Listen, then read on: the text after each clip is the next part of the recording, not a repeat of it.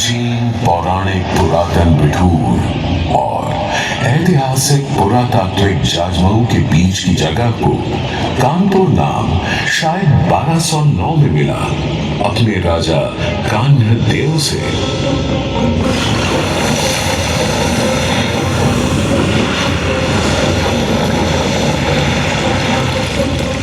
कान्ह देव से कान्हपुर, फिर कानेपुर और फिर कानपुर। पर तब इस छोटी सी बस्ती को कोई कोई ही जानता था। हाँ, लोग जानते थे तो सिर्फ यहां बहती पवित्र गंगा मैया को। गंगा जिसकी दिव्यता को देव दानव सब जानते हैं। गंगा जो मनुष्यों को उनकी भाव भावना के अनुसार भक्ति और मुक्ति देती है। गंगा जिसके चरण कमलों को हम सब नमन करते हैं। और सम्राट प्रियदर्शी अशोक के बनाए राजमार्ग पर बनी इस बस्ती की हस्ती तब अचानक बदल गई जब ईस्ट इंडिया कंपनी ने सन 1803 में इसे एक नया जिला और अपनी छावनी ही नहीं बल्कि उत्तर भारत के एक महत्वपूर्ण औद्योगिक शहर के रूप में भी बसाना शुरू किया। देखते देखते कान्हपुर कानपुर बन गया और देश की पहली ऊनी कपड़ों की मिल यहां लग गई। सूती कपड़ों की बुनावट बनावट में कानपुर बॉम्बे अहमदाबाद ही नहीं, इंग्लैंड के मैनचेस्टर से भी टक्कर लेने लगा। ऊपर से चमड़े के उम्दा काम ने कानपुर का नाम दुनिया भर में फैला दिया।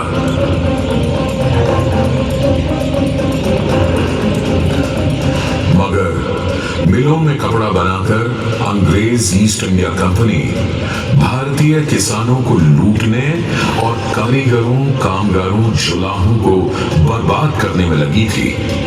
ऊपर से हर हिंदुस्तानी रवायत, रिवाज, रस्ते को खत्म करके सब पर बरतानी तौर तरीके लादने की कवायद अलग। यह सूरत बहुत दिन नहीं चली थी। यहीं से पैदा हुआ अंग्रेजों के विरुद्ध विद्रोह का पहला विप्लवी विस्फोट। सुनो भाइयों, कथा सुनो 57 की। कान खोलकर सुनो, कथा है क्रांति के पहले सावन की।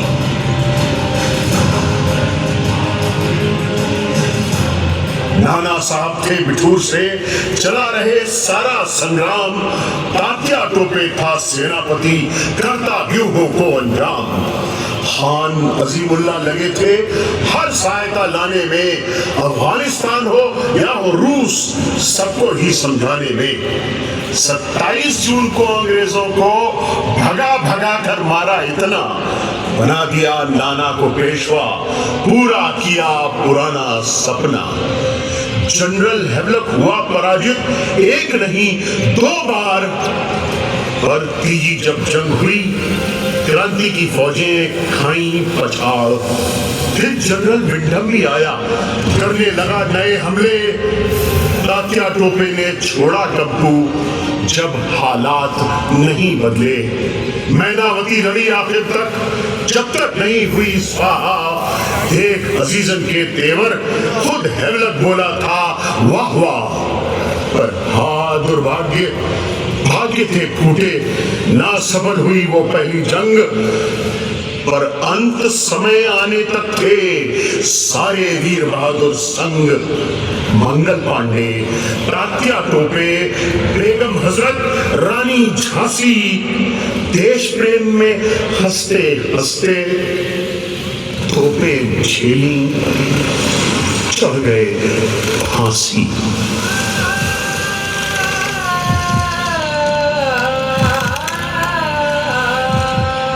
कानपुर से इलाहाबाद और लखनऊ से दिल्ली तक की शाहराह के सारे पेड़ों पर अब हिंदुस्तानी बहादुरों के मृत शरीर झूल रहे थे। कहीं कहीं इतना रक्त बहा था कि पेड़ों पर उगे आमों का रंग पीले से लाल हो गया था और गंगा रक्त ये हिंदुस्तानियों की बहादुरी का सबूत था कि इतने अंग्रेज कानपुर के सती चौरा घाट पर हाला कि अंग्रेजी इतिहासकारों ने उस घाट का नाम ही मैसेकर या कातिल घाट रख दिया था। सदी बदलते न बदलते पूरे देश में शुरू हो गया था अंग्रेजी राज के खिलाफ एक नया स्वतंत्रता संग्राम। विद्यार्थी जी का प्रताप प्रेस तो हर क्रांतिकारी का घर बन गया था। वहीं मुंशी दया नारायण निगम ने अपने जमाना में कौमी तराना सबसे पहले छापा था। सारे जहां से अच्छा हिंदुस्तान हमारा।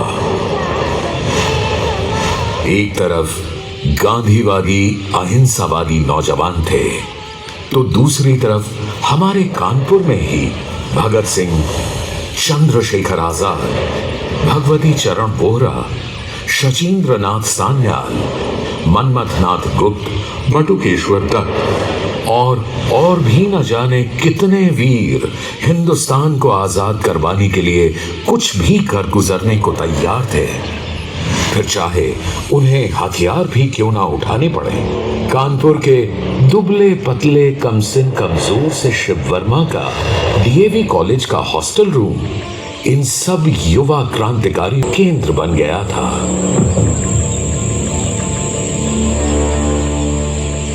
आखिरी शब्द दीद के काबिल थी बिस्मिल की तड़प। सुबह दम कोई अगर पालाए बाम आया तो क्या।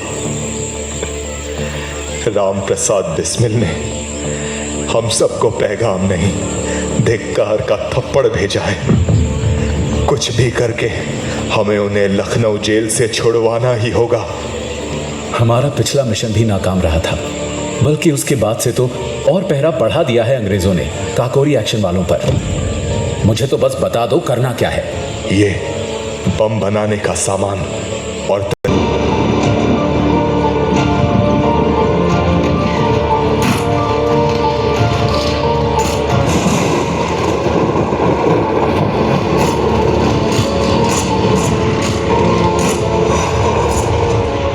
उनका नक्शा पकड़ा गया और वो काकोरी कांड के जांबाजों को बचा नहीं पाए।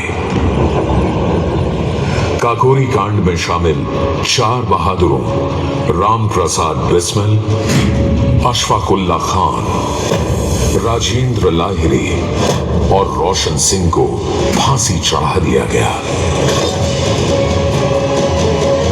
स्वयं महात्मा गांधी स्वतंत्रता आंदोलन के समय 7 बार कानपुर आए थे और मोहब्बतों इंकलाब के शायर मजदूरों के हिमायती मौलाना हसरत मोहानी ने यहीं से तो देश को नारा दिया था, इंकलाब जिंदाबाद। 25 मार्च 1931 को हिंदू मुस्लिम एकता की अनोखी मिसाल कायम करते हुए प्रतापी लेखक, संपादक, अनुवादक, जननेता श्री गणेश शंकर विद्यार्थी ने एक हिंदू मुस्लिम फसाद को रोकते हुए अपने प्राणों का बलिदान दे दिया। यह श्री विद्यार्थी जैसे बलिदानियों की प्रभा का प्रताप था कि 1947 में भारत आजाद हो गया।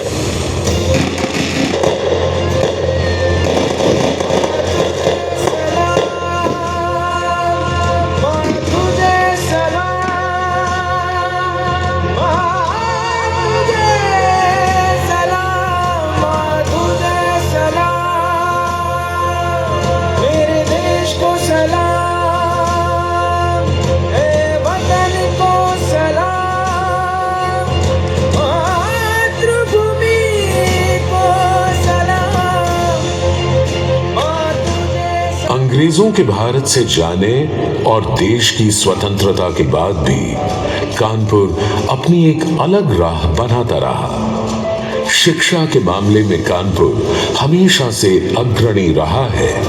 क्राइस्ट चर्च, पीपीएन, वीएसएसडी, बीएनएसडी, और डीएवी कॉलेज जैसे तमाम संस्थानों ने भारत मां का माथा ऊंचा किया है।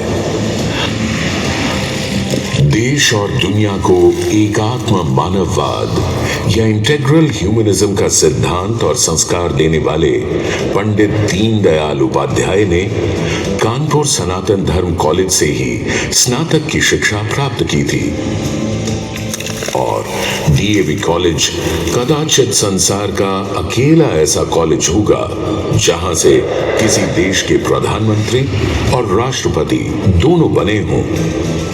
जब देश में नए 5 प्रौद्योगिकी संस्थान बने तो कानपुर में नींव डाली गई आईआईटी की, जो भारत ही नहीं सारी दुनिया के लिए कल्याणकारी सिद्ध हो रहा है।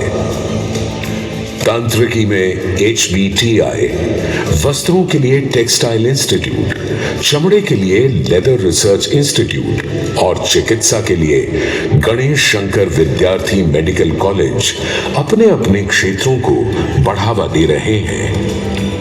यहाँ की Chandrashekhar Azad university of agriculture और दलहन संस्थान किसानों का जीवन बेहतर बनाने में रत हैं।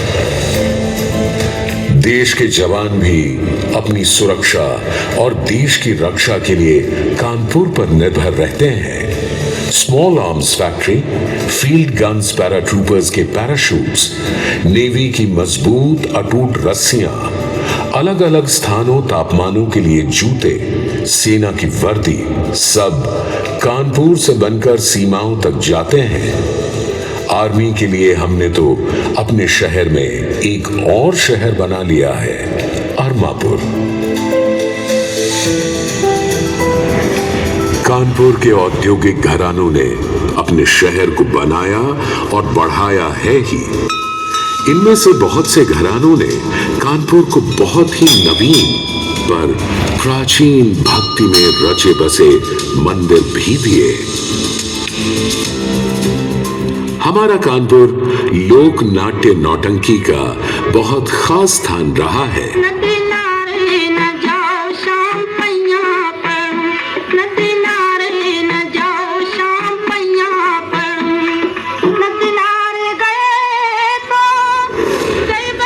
होली का रंग बिरंगा त्योहार जब सब जगह खत्म हो जाता है तो उसके एक सप्ताह के बाद कानपुर मनाता है अपना अनोखा गंगा मेला और दूसरी होली। इसी तरह कानपुर वालों की मस्त चाल और कनपुरिया भौकाल की भी क्या बात है।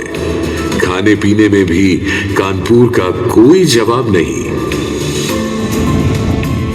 आज सरकार की नई नीतियों के चलते कानपुर एक नए उत्साह के साथ एक नए युग में कदम रखने को आतुर है। आज कानपुर देश का 8वां और उत्तर प्रदेश का सबसे बड़ा स्मार्ट सिटी है। स्मार्ट सिटी कानपुर ने मेट्रो रेल, विद्युत बस, गंगा बैराज जैसी नई सहूलियतें दी हैं तो पुराने ग्रीन पार्क को नवेली धज। स्मार्ट सिटी बनाने से कानपुर के नागरिकों को सुविधा के साथ सम्मान और स्वाभिमान भी मिला है।